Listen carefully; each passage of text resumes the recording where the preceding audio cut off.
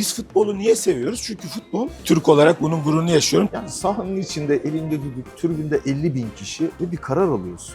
Siz bu hazırlığı yapmadan maça çıkıyorsanız zaten başarılı olma şansınız. Bir hakem sinirlenebilir mi?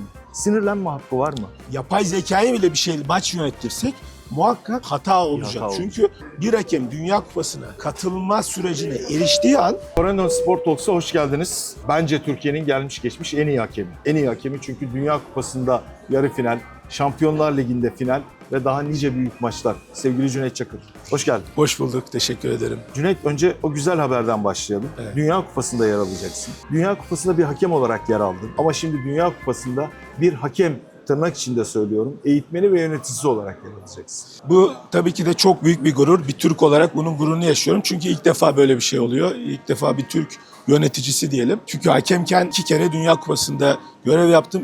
2 kere yarı final yönetme şansını yakaladım. Bu gerçekten büyük bir onurdu. Hakemliği bıraktıktan sonra da 4 yıllık bir periyot vardı. Ben FIFA'nın ana eğitimcilerinden bir tanesiyim. Hakemliği bıraktıktan sonra Pierluigi Collina ile birlikte. Bence gelmiş geçmiş dünyanın en iyi hakemidir kendisi. Bunun gururunu da yaşıyorum. Ondan çok şey öğreniyorum. Bu 4 yıllık sürenin sonunda da güzel haberi aldık. İlk defa bir Türk yöneticisi Dünya Kupası gibi bence futbolun en büyük organizasyonu Arenası bu. çok. Bir yönetici olarak orada eğitmen olarak görev yapması benim için çok büyük bir gurur bu. Bunun gururunu ve mutluluğunu yaşıyorum. Hem senin için hem bizim için bir gurur tabii. Teşekkür Dünya ederim. Kupası'nda bizim takımımız olmadığı zaman bizim hakemimiz vardı. Seni gururla izlemiştik. Yine inşallah hem milli takımla birlikte hem de seninle birlikte gururla bu Dünya Kupası'nı izleyeceğiz. En önemlisi de o zaten. Milli takımımızın orada olması. Tüm dualarımız, desteğimiz milli takımımızla. İnşallah playoff dönemini çok iyi aşıp onlar da ülkemizi gururla temsil edecekler İnşallah. diyorum. Cüneyt, şunu çok önemsiyorum. Ya bir hakem olmak nasıl bir duygu? Yani sahanın içinde elinde düdük, tribünde 50.000 kişi ve bir karar alıyorsun. Şimdi bu kararı aldığın anın öncesine dönmek istiyorum. Oyuncuları izliyor musunuz? Maçları izliyor musunuz? Oyuncuların karakterini, takımların karakterini önceden çalışıyor musunuz? Ekiple birlikte mi çalışıyorsunuz? Nasıl bir çalışma süreci geçiriyorsunuz burada? Ben hakemliğe 94 yılında başladım. O zamanlar böyle şu andaki sistemler yoktu. O modern Teknoloji yok. platformlar falan. TRT'den işte bir iki özel kanal açılmıştı.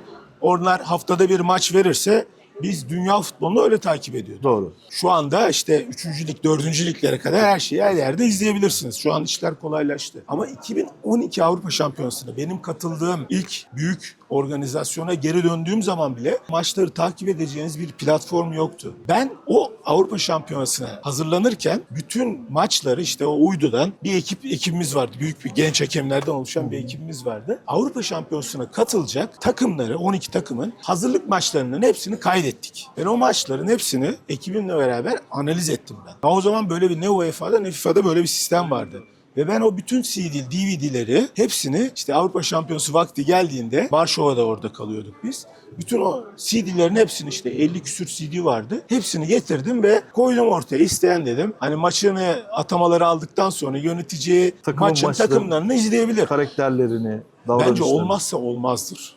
Eğer bir hakem bir maç yönetecekse o takım hakkında da oyuncular hakkında da her türlü bilgiyi bilmelidir. Siz bu hazırlığı yapmadan maça çıkıyorsanız zaten başarılı olma şansınız tamamen tesadüflere bağlıdır. Hazırlık sadece fiziksel bir hazırlık veya oyun kurallarını bilmekle alakalı değildir. Modern hakemlikte muhakkak takımların taktiğini, oyuncuların karakteristik özelliklerini hepsini bilmeniz ve çalışmanız gerekiyor. Şu anda UEFA ve FIFA'da zaten profesyonel kişilerle çalışıyorlar. Peki iyi bir hakem profili. Profil deyince Collina diyeceksin biliyorum. Ama biraz daha açabilir misin bunu? İyi bir hakem profili nasıl olmalı? Yani iyi bir hakem iyi bir yönetici olmalı özellikle. Sonuçta hiç kimse mükemmel de olmaz ama çok çalışarak eksikliklerinizi giderebilirsiniz. Güçlü bir kişiliğinizin olması gerekiyor ve iyi bir yönetici olmanız gerekiyor. Bence oyun kuralları bilgisiyle, iyi bir fizik kondisyonla, iyi bir yöneticilik özelliğiyle ve liderlik ve güçlü bir kişilikle çok iyi bir hakem profili ortaya koyabiliriz. Ama biz bu profili ortaya koysak bile yani yapay zekayı bile bir şey maç yönettirsek muhakkak hata olacak. hata Çünkü olacak, doğru. futbol her zaman siyah ve beyaz kadar birbirinden bu kadar ayrılmış böyle kararlar içermez. Biz futbolu niye seviyoruz? Çünkü futbol gri kararların çok olduğu bir oyun. Yani biz tartışıyoruz futbolu. Sonucun bilinmezliği. Sana göre bana göre Tabii. diyoruz. Diyoruz ki bana göre penaltı, sana göre değil.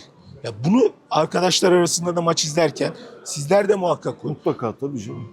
Mesela biz hakemler arasında bile, yöneticiler arasında bile bir pozisyonu incelediğimiz zaman herkes %100 o pozisyon penaltı veya değil demiyor. Muhakkak farklı görüşler çıkıyor.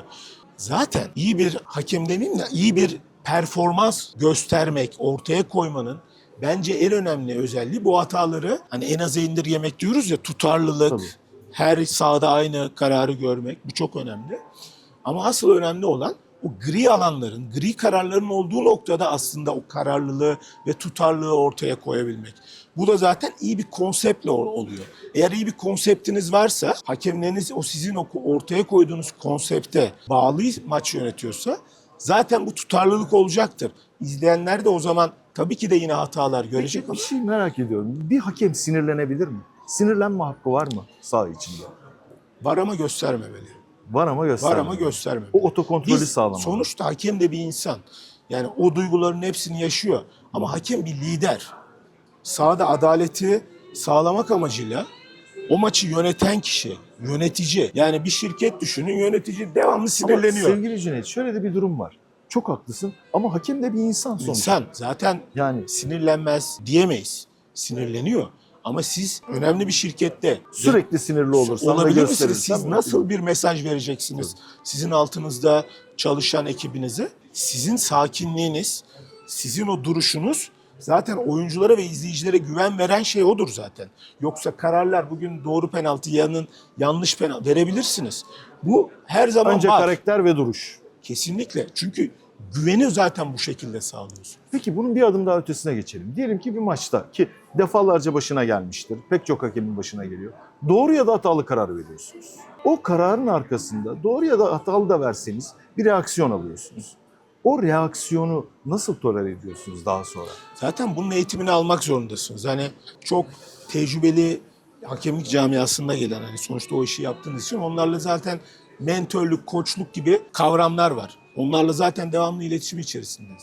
Ama onun Bir iç haricinde dünyanız var tabii. bir de kendi dünyanız var. Evet. Orada işte çok fazla kitap okuyarak mesela bunu geliştirebilirsiniz. Veya çok fazla maç izleyerek bunu geliştirebilirsiniz, eksik yönlerinizi. Yani sonuçta bu da size direkt hani doğar doğmaz verilen bir özellik değil. Doğru. Ama siz de bu özelliklerinizi geliştirmek için bir şeyler yapmak zorundasınız. Çalışmak zorundasınız. Araştırmak zorundasınız. Okumak zorundasınız. Şimdi belki de en doğru insana soruyorum bir soruyu. Çünkü her iki tarafında da görev yaptım. Bir VAR vardı, Evet. bir VAR öncesi vardı. Evet. VAR futbolun romantizmini öldürdü mü yoksa daha eşitlikçi ve daha adil bir yönetim tarzı mı getirdi? Çok güzel bir soru. Ben duygusal cevap vermeyeceğim. Ben sadece kendime de bu soruyu sorduğum zaman şunu diyorum. Ya biz elle atılan bir gol görüyor muyuz VAR çıktıktan sonra? Görmüyoruz. Offside'den atılan bir gol görüyor muyuz? Yani %99.99. Görmüyoruz. Teknik bir hata olmadıkça görmüyoruz. Görmüyoruz. Biz aslında VAR'ın çıkış amacı oyunu korumak, hakemliği korumak değil. Biz zaten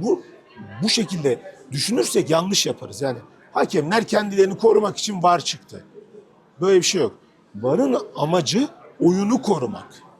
Oyunun saygınlığını korumak. Oyunun adaletini korumak. O yüzden biz şu anda tartıştığımız noktalar o gri alanlar. O gri alanlar her zaman tartışılacak. Ama biz hiçbir zaman bu gol skandal bir gol atıldı demeyeceğiz. Dediğim gibi her zaman istisna vardır. Vardır mutlaka. Teknik bir hata olabilir, insanın olduğu yerde hata olabilir. Ama bu bir elin parmaklarını geçmeyecektir. O yüzden hani adaletin sağlanması, oyunun korunması açısından bence var. Çok faydalıdır. Ama tabii ki de futbol her zaman değişiyor. Bir kere teknolojiye hayır diyemeyiz biz. Yani teknoloji her yerde var. Şimdi Dünya Kupası'nda çok büyük bir ihtimalle tam otomatik offside sistemi kullanılacak. Doğru. Yani artık yardımcı hakemlerin de işi çok kolaylaşıyor. O yüzden işte hakemlerde biliyorsunuz işte kamera İletişim, takılması gibi iletişimler, bunlar hiç yoktu eskiden. Telsiz sistemi geldikten sonra hakem ve yardımcı Bu hakem... Dünya Kupası'nda görme şansımız var mı hakemlerde kamerayı? Tabii olabilir. Yani o sonuçta daha karar verilmedi ama Kulüpler Dünya Kupası'nda ben de 45 gün oradaydım. Oradaydım. Bu tecrübeyi edindik. Gerçekten değişik bir tecrübe. Çünkü hakemin evet tam bir %100 değil. Çünkü kameranın durduğu açı sizin Mutlaka, gözlerinizle hani gördüğünüz bir açı olmasa Ama da hakem açısından çok görebiliyoruz. yakın. En azından evet. Hakemin aslında doğru açıda mı? Biraz da bir teknik yani bizim açımızdan. Ama izleyiciler açısından biraz da böyle keyif veren bir şey olabiliyor.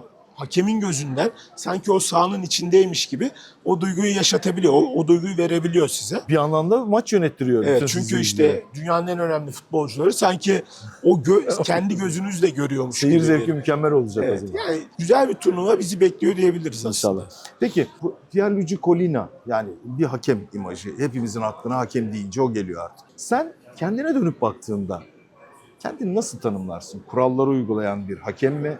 Oyunu anlayan ve oyunu yöneten bir yönetmen mi? Aslında bu çok önemli bir soru çünkü hani hakemlik kavramını tanımladığınız zaman bu hakem dersiniz ki tamamen kitaba bağlı. Hiç yorumu yok. Bazen de dersiniz ki bu hakem böyle kitaptan biraz uzak. Sırf böyle hani günü kurtarmak için beden işte iletişimle Evet. şeyle günü İdare ediyor. idare ediyor. Bu iki tarz profil vardır yani. Var. İşte asıl iyi hakem bunların ikisini bir arada yapabilen hakemdir. Biz ona modern hakem diyoruz.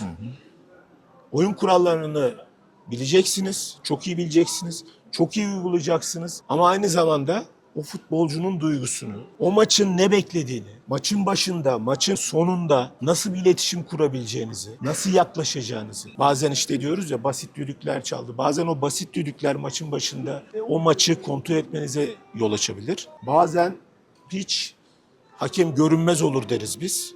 Çünkü o maç ona ihtiyaç yoktur. Hakem çıkar sahaya. Oyuncular sadece hani bizim Şampiyonlar Ligi'nde daha sıkça gördüğümüz sadece oyuna konsantre olan işte oyuncuların oynadığı bir turnuva. Öyle değil mi? Evet. Genel olarak öyle. Çok doğru. O zaman hakem görünmez olsun isteriz. O zaman hakem iyidir yani. Ama bazı maç hakemin çok fazla Varlığını zorunlu kılar. Evet. Çünkü siz orada kendinizi göstermeniz lazım bir yönetici olarak. Eğer bu Buradayım. şekilde oynayacaksanız buna izin vermiyorum. Ya bu çok önemli. Yani hakem orada yönetici kimliğini ortaya koyacak. Oyun bilgisini, oyunu yorumlamasını ortaya koyacak. O yüzden hakemin takımları ve oyuncuları çok iyi bilmesi gerekiyor. Dediğim gibi bir Dünya Kupası yarı finali, Şampiyonlar Ligi, çok büyük maçlar yönettin. Seni buraya getiren bir takım özelliklerin vardı, niteliklerin vardı. Bugün Dünya Kupası'nda maç yönetebilecek kalibrede, kalitede hakemler, onları bu Dünya Kupası'nda maç yönetecek isim olarak belirleyen unsurlar, az önce saydığın unsurlar. Bu unsurların hepsini bir şey yapıyorum. Sen şimdi bir yönetici olarak hakemlere baktığında doğru kararı mı arıyorsun, yoksa ya bu kadar büyük, milyarlık bir endüstriyi yönetiyoruz, endüstrideki o baskıyı kaldırabilecek hakemi mi arıyorsun? Şimdi her şeyin sonu doğru karar aslında. Bir maç oynanmış, bitmiş. Birçok pozisyon olmuş. Geriye dönüp baktığınızda kararlar doğruydu. Şimdi bu bir kere bizim önceliğimiz. Doğru karar olmadan Ama zaten tek başına yeterli değil. yeterli değil. Bunun yanında da şimdi Dünya Kupası'na katılmak Avrupa kıtasından bizim zamanımızda 12 hakem seçiliyordu. Yani o 12 hakemin içine girmeniz lazım. Tabii ki de sizin yarıştığınız hakemler mükemmel hakemler. Öyle normal hakemler değil. Siz mükemmelin de ötesinde olmanız gerekiyor. Bir kere bu çok önemli bir şey. O yüzden çok Mükemmelin daha fazla mükemmeli olmanız mükemmelin gerekiyor. mükemmeli olmanız gerekiyor. Şimdi biz 4 yıldır Dünya Kupası süreci öyle hadi biz karar veriyoruz, bu hakemi alalım süreci değil. Bir kere 4 yıl önceden başlar. Örneğin bu Dünya Kupası'nın seçilecek hakemlerin süreci Katar'da yapılan Dünya Şampiyonası bittikten birkaç ay sonra başladı. Önce 50'ye yakın dünya üzerinde 50'ye yakın aday hakemler belirlenir. Bu açık bir listtir. Açık bir listedir. Açık bir liste. Evet. Ya o hakemler kendilerini biliyorlar. Bilirler. Sonra biz eğitimciler bu hakemleri takip ederiz. Nasıl takip ederiz? Seminerler düzenleriz. Yani bir hakem Dünya Kupası'na katılma sürecine eriştiği an 4 tane seminerden geçmiştir. Bunun yanında yönettikleri uluslararası maçlar takip edilir. Aynı zamanda kendi ülkenizde yönettiğiniz Ulusal maçlar takip edilir. Yani 4 yıllık sürede atıyorum bir senede 25-30 arası maç yönetseniz hem kendi liginizde hem uluslararası alanda 4 senede 120 maç. Mesela bugün bir hakem Dünya Kupası'na seçildiği zaman o hakemin 120 maçı da bizler tarafından izlenmiş olacak. Bir tane atlanmadan. Artı seminerlerdeki performansları. Seminerler nasıl oluyor? Mesela bir Dünya Seminer'deki Kupası. performans ne demek? Mesela nasıl oluyor? Öncelikle bu seminerin amacı ne? Ben bir konseptten bahsetmiştim biraz önce. FIFA'nın bir konsepti var. Öncelikle bu konsepti biz hakemlerimize iletiyoruz. Yani bizim sahada görmek istediğimiz Hakem konsepti profili tipi bu. onları anlatıyoruz. Peki bu yeterli mi? Sadece işte bir derste 3 saat dinleyerek bunu almanız yeterli değil. Bu seanstan sonra sahaya gidiyoruz. O sahada hani futbol takımları nasıl antrenman yapıyor? Biz de oyuncu grubuyla o hakemleri sahaya koyuyoruz. Gerçek VAR sistemini koyuyoruz oraya. Onlar maç yönetiyorlar. Bir tür Bazen- simülasyon yapıyorsunuz Evet. yani. Bazen bir maç yönetiyorlar, bazen işte bir devre yönetiyorlar, bazen sadece 10 dakika yönetiyorlar. 10 dakikalık süre bitiyor, bir hakem çıkıyor, diğeri mesela giriyor. Biz seminerleri 3'e bölüyoruz. Amerika kıtasının olduğu yer, Afrika ve Asya kıtasının olduğu yer ve Avrupa'nın katıldığı. Şimdi mesela 10 gün önce ben Rio'daydım. Rio'da biz Hocam Rio da çok güzel yer ya. güzel de anısı var. Dünya Değil mi? Kupası Bilmez miyim? evet, Tabii. beraber de Tabii, paylaşmıştık. evet. Çok güzel günlerdi gerçekten. Benim de tekrar oraya dönmem gerçekten benim için güzel Evet. bir duyguydu. Orada yarı final yönetme şansını da yaşamıştım. Evet. Güzel bir seminerdi. Orada da mesela Amerika kıtasının komple aday hakemleri oradaydı. Yaklaşık 24-25 hakem vardı. Bu semineri biz yaptık. Yani bütün hakemleri hem derslerde gerçekten bu konsepte adapte olmuşlar mı? Hem oyun alanında bunu nasıl uyguluyorlar? Onu görüyoruz. Mesela 10 dakika bir maç yönetiyor. Geri geldiği zaman hemen bir geri bildirim yapıyoruz hakeme. Yani anında geri bildirim. Ertesi sabah işte kaydettiğimiz için o videoyu göstererek geri bildirim. Hakeme o konsepti gösteriyorsunuz, öğretiyorsunuz. Sonra onu nasıl uyguladığını görüyorsunuz. Çünkü Bütün bir dünyada sistem böyle midir hakem seminerlerinde? FIFA'da bu şekilde. UEFA'da farklıdır. UEFA'ya gittiğimiz zaman mesela ben UEFA'da da gözlemcilik ve mentörlük yapıyorum. Çalıştığım bir hakem var Belçikalı. Mesela oradaki seminerler, oradaki eğitimler daha farklı, daha yorumlu. Ama bu çok normal çünkü her yerde Futbol karakteri, futbol kültürü farklı. evet. Çok farklı. Her yerde var. Mesela İsveç'te VAR uygulaması yok mesela. Yapamazsınız aynı uygulamayı. Hakemlere zaten şunu söylüyoruz biz. Ülkenize döndüğünüz zaman veya konfederasyonunuza döndüğünüz zaman işte UEFA olabilir, Afrika, Asya. Orada ne talimat alıyorsunuz? Orada devam edeceksiniz. Ama bu organizasyona geldiğiniz zaman Bu organizasyonun karakteri bu. budur. Peki mükemmel bir üçlüydünüz. Yani Türk hakemliğinde hakikaten iz bırakan bir üçlüydü. Hani bazen müzik grupları vardır. İşte ABBA efendim söyleyeyim hiç unutulmaz. İşte Pink Floyd vesaire gibi. Beatles'ı da unutmayalım tabii. Ya bu mükemmel bir gruptu. Siz de böyle bir üçlüydünüz. Bahattin Duran, Tarık Ongun ve Cüneyt Çakır. Hocam o kadar çok maç yönettiniz ki. O iletişim diliniz bazen telepatiye dönüşüyor muydu? Bakışarak, görerek, beden dilinden ne söylemek istediğini anlayabiliyor Ya musunuz? tabii ki zaten hani ben 2006 yılında FIFA Kokart'ı takmaya kazandım. İlk gittiğim seminerde şöyle bir şey fark ettim. O zaman Türkiye'de çünkü böyle bir takım olma gibi bir uygulama yoktu. Hakemlerin ekibi vardı. Bana çok ilginç gelmişti yani. Çünkü ben böyle bir şey görmedim, yaşamadığım için bunun hakkında da bir fikrim yoktu. İşte onlarla sohbet ederek yani bu ne amaçla böyle bir şey, hani aynı kişilerle maça gidiyorsunuz da nasıl olabilir ki, nasıl görev alıyorsunuz yani. Bizde birçok hakem var, nasıl olacak yani devamlı aynı. Bunun amacı aslında bunu anladığınız zaman ve kabul ettiğiniz zaman bu çok önemli bir uygulama. Tabii ki de her hakem ekibini kuramaz ama üst seviyede maç yönetmeye başladığınız zaman, ya benim de yoktu yani, ama üst seviyede maç yönetmeye başladığınız zaman bir ekibiniz olması gerekiyor. Çünkü o ekibin birbirini çok iyi tanıması lazım. Aslında bakarsanız hani Oyunun sağlığı açısından da gerekliymiş. sadece hakemlikte değil ki bu. Tabii oyunun sağlığı için. Ya şimdi bir teknik direktör düşünün. Onun da iyi bir ekibe ihtiyacı var. Onu anlayan, yani leb demeden leblebiyi bilecek. Anlayacak yani. O yüzden çok önemli. Ekip olmak çok önemli. Şimdi ekip sayısı arttı yani. Evet. Bir maça atama yapıyorsunuz. Şimdi çok üst düzey organizasyonda 8-9 hakem maça gidiyor. Bakalım ileride neler olacak bilmiyoruz. Benim anladığım şu bütün bunlardan. Ya üniversiteyi kazanmaktan falan çok çok daha zor. Bu elit hakem olmak, Dünya Kupası'na gitmek. Çok Gerçekten çalışmak çok zor, gerekiyor. çok Bir kere çalışmak. işinizi çok sevmeniz gerekiyor. İşinizi sevmeden, ya ben futbola aşık bir insanım. Hakemliği çok seviyorum. Eğer bu aşk olmasaydı imkansız bir şey başarmak. Son hakem seminerinde bir tesadüf sonucu hakem arkadaşlarımıza seslenme şansı elde ettim. Dedim ki sporcular özel insanlar. Gerçekten saygı duyuyorum onlara. Bizden farklılar. Bedenleriyle, mental güçleriyle bizden çok farklılar. Ama en az hakemler ki taraftar grubuna da bağlı değiller, yapayalnızlar. Onlar çok daha özel insanlar. Çünkü büyük bir baskıya, büyük bir taraftar ve medya baskısına maruz kalıyorlar. Ama buna rağmen o mental güçleriyle ayakta kalmaya çalışıyorlar. Gerçekten çok özel hakemlerdi. Sen de o özel hakemlerden birisin. Varlığın için teşekkür ediyorum. Son 3 soruya geçeceğim. Peki. Türkiye sınırlarını açtın. Bu maçın altından sadece Cüneyt Çakır kalkar dendi. Bu dönemleri yaşadık. Ben senin de yolculuğunu bir uçak yolculuğuna benzetiyorum. Hani böyle bir yükseliş anı vardır.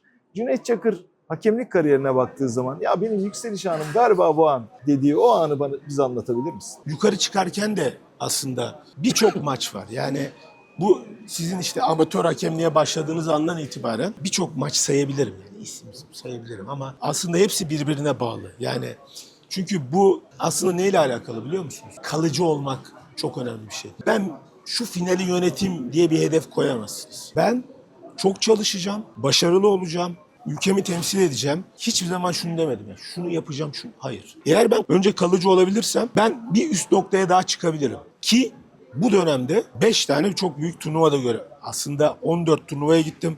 13 yarı final, 4 final yönettim. Ama hepsi mesela basamakların her biri çok önemliydi. Aslında hani Intertoto Kupası da yönetme şansını yakaladım ben. Intertoto Kupası, Avrupa Ligi'ndeki o yarı finaller, Şampiyonlar Ligi'deki maçlar, birçok maç sayabilirim. Ama bence şunu söylemek gerekiyor. O seviyeye, her seviyeye geldiğinizdeki genel performansınız var ya, bir maçlık değil aslında. O genel performansınız sizi yukarıya çıkarıyor. Peki türbülans anına gelelim. Hakemlikte böyle biraz sarsıldığın bir an oldu mu hiç? Ya çok zor dönemler yaşıyorsunuz. Yani sonuçta insansınız. Bir maç yönetiyorsunuz. Çok tepkiler alıyorsunuz. Bu yurt içinde de yurt dışında da oluyor. Bu çok normal. Ama dediğim gibi bunların hepsinin hazır olmanız gerekiyor. Yani siz eğer bu hakemliğe başladıysanız o gün geldiğinde buna hazır olacaksınız. Bir gün herkes beni eleştirebilir. Bu çok normal. Futbolun içerisinde bu var. Yanlış da olabilir. Bazen doğru karar verirsiniz ama insanlar bunu kabul etmemiştir. Yani futbol kamuoyu Tabii. bu kararı kabul etmemiş. Sen diyorsun ki ya ben doğru karar... İşte iyi hakem bunu anlayabilmeli. Ya ben doğru karar verdim ama kamuoyu bunu kabul etmedi ki. O zaman bir yerde bir yanlışlık var. Ya bunun üzerine düşünmeniz gerekiyor. Hiç kimse kabul etmemiş. Bir tek siz doğru diyorsun. Ya bu normal değil. İşte iyi bir hakem, modern hakem bunu kabul edecek, kendini geliştirebilecek, düzeltebilecek bir hakem. Yani ilginç bir kırılma tanım oldu. anlarında, o kötü anlarda bazen de çok kötü maç yönetiyorsunuz. O zaman bekliyorsunuz, ceza alıyorsunuz ki bu çok doğru. Yani kötüyseniz performansınız bir sonraki maça hazır değilsiniz. Bunu da kabul etmeniz gerekiyor. Buna da hazır olmanız gerekiyor ve o süreci, o bekleme sürecini çok çalışarak geçirmeniz gerekiyor. Çünkü tekrar sahaya döneceksiniz. Sahaya döndüğünüzde eskisinden daha güçlü olmanız gerekiyor. Hazır olmanız gerekiyor. İşte bunları yapabilen hakem o hedeflerine ulaşabilen hakemdir. Çünkü belki biraz uzattım. Yok estağfurullah. Çok enteresan bir yere değindin Çünkü de. üst düzey seviyede görev yapan hakemler zaten iyi hakemler. Ama siz fark yaratmak istiyorsanız bunlarla yaratabilirsiniz. Çok enteresan bir deyimdi. Modern hakem. Artık herhalde hakemlikte tanımlar değişti. İyi hakem ya da kötü hakem değil. Modern hakem. Kesinlikle. Yeni Kesinlikle. tanımlama bu. Ya dünya değişiyor. Biz de buna yani sonuçta adaptasyon sürecini önce kabul etmemiz gerekiyor bazı şeyleri. Hani şey gibi işte yeni jenerasyon geliyor. Ha, bunlar bizden çok farklı. Evet farklı kabul etmemiz gerekiyor. Çünkü biz de farklıydık. Biz de farklıydık. Biz de büyüklerimize Bakıyorduk. evet. Peki Şu anda da aynı yani. Hakemlik de böyle bir şey. Futbol nasıl değişiyorsa hakemlik de değişiyor. O yüzden eskisi gibi yorumlayamayız şu andaki hakem. modern hakem. Tanımlama bu. Çok güzel bir tanımlama. Peki Berlin'e gidelim. Yani buraya değinmeden edemem. Evet. Şimdi Correndo'nun uçtuğu noktalardan biri Berlin, o destinasyonumuz. Şampiyonlar Ligi finali. Ya ben bir gece, ben Cüneyt Çakır olsam uyuyamazdım. O anı bize anlatır mısın Ya, hissettiklerini? ben de çok fazla uyuyabildiğimi söylüyorum. Ya, müthiş bir duygu. Yani aslında hani birçok şey söyleyebilirim size ama beni gerçek anlamda hani bir Türk bir Şampiyonlar Ligi finali oynanıyor. Milyar kişi izleyecek. O sahada bir Türk ekibi var. Ya bundan hani daha büyük bir mutluluk, daha büyük bir gurur olamaz benim için. Bu benim kendi Duygu. Şunu söyleyebilirim, yani o kadar çalışıyorsunuz, hedeflerinizden bir tanesini başarıyorsunuz ve onu almışsınız. İnanılmaz bir duygu. O işte soyunma odasından o sahaya çıkış, Şampiyonlar Ligi müziğini dinlemek gerçekten, çünkü bizim hazırlığımız çok farklı değildi. Biz bekliyorduk. Hani bekliyorduk derken bir ay önceden falan, bir sene önceden değil. Biz zaten bu hedefi koymuştuk. Biz bunu başarmak istiyoruz ve başarmak için elimden gelenin en iyisini yapacağım. Peki o Ben düdüğü ülkemi çaldın. temsil edeceğim. O yüzden ben bütün hazırlıklarımı zaten o gün için yapmıştım. O yüzden o maçın hazırlığı farklı değildi. Ama duyguları çok farklıydı. Bunun gururunu hala yaşıyorum.